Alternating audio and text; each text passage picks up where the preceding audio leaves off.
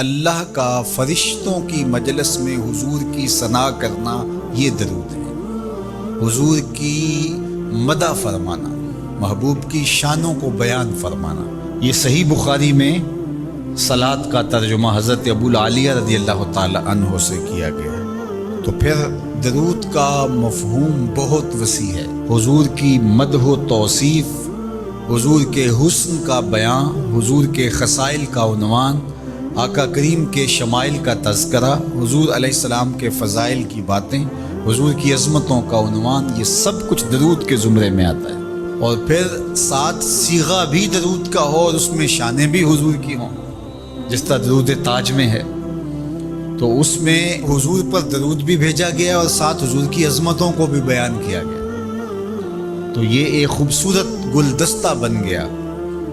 درود شریف کے جو مفاہیم بیان کیے گئے ہیں ان سب مفاہیم کو یہ اپنے جلو میں لیے ہوئے ہے یہ درود۔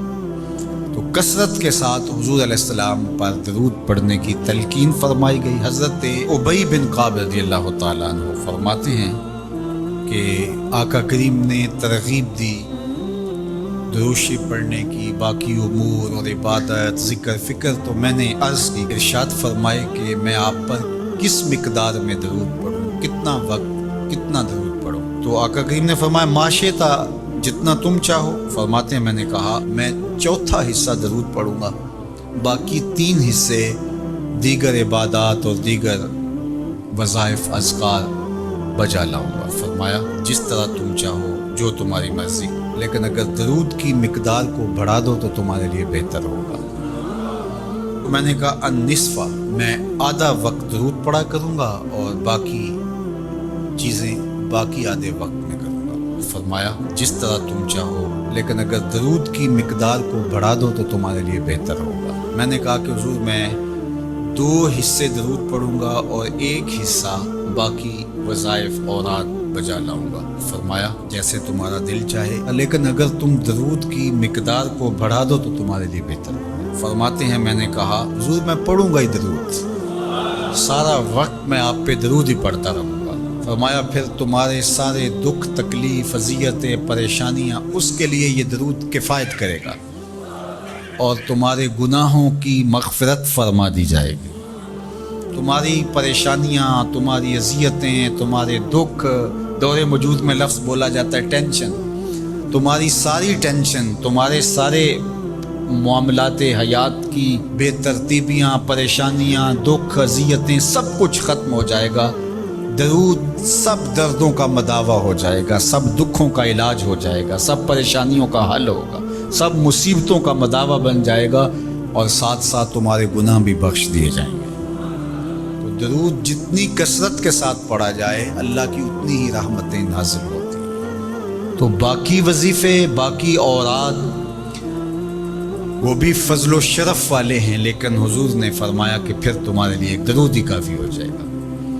اللہ اکبر۔ فرمایا جو میرے اوپر 1 مرتبہ درود بھیجتا ہے اللہ اس پر 10 رحمتوں کا نزول فرماتا ہے۔ اور ایک حدیث میں آیا جو 1 مرتبہ میرے اوپر درود بھیجتا ہے اللہ اس کے 10 گناہ معاف کرتا ہے، 10 درجے بلند کرتا ہے اور 10 رحمتوں کا نزول فرماتا ہے۔ درود پڑھا حضور پہ کام اپنا بن رہا ہے۔ تو درود پڑھنے سے انسان کا باطن سنورتا ہے، اندر پاکیزگی نصیب ہوتی ہے، گناہ دھلتے ہیں، عیب دھلتے ہیں، پریشانیاں ختم ہوتی ہیں، مصیبتیں، آلام، مصائب، دکھ، ٹینشن، پریشانی جو کچھ بھی ہے یہ ختم ہوتا ہے اور درود پرسکون بنا دیتا ہے انسان۔ راحت بخش ہے وظیفہ، سرور انگیز ہے یہ وظیفہ، نور بیز ہے یہ وظیفہ، ماحول میں شگفتگی پیدا کر دیتا ہے۔ اگر درود شریف پڑھو گے تو تمہاری بہت ساری پریشانیاں ختم ہو جائیں گی، تمہارے دکھوں کا مداوا ہوگا، تم ریلیکس ہو جاؤ گے درود پڑھنے۔ یہ درود شریف کی برکات ہے۔ 1 مرتبہ درود پڑھنے سے 10 رحمتیں نازل ہوتی ہیں، اور جو بار بار حضور پہ درود پڑھتا ہے تو بتاؤ کہ کتنا بڑا ذخیرہ رحمتوں کا اس کے اطراف میں پھیل گیا۔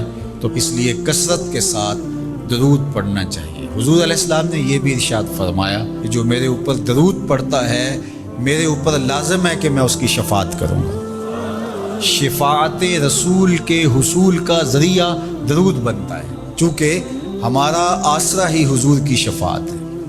وہ دامن شفاعت کھولیں گے تو ہم گناہ گاروں کا کام بنے گا، اور وہ نصیب کیسے ہوگی حضور علیہ السلام کی شفاعت؟ کثرت درود سے۔ یہ بھی ارشاد فرمایا آقا کریم نے، قیامت کے دن میرے سب سے زیادہ قریب وہ ہوگا جو کثرت کے ساتھ میرے اوپر درود پڑھنے والا ہو۔ تو حضور کی قربت کا ذریعہ بھی درود ہے۔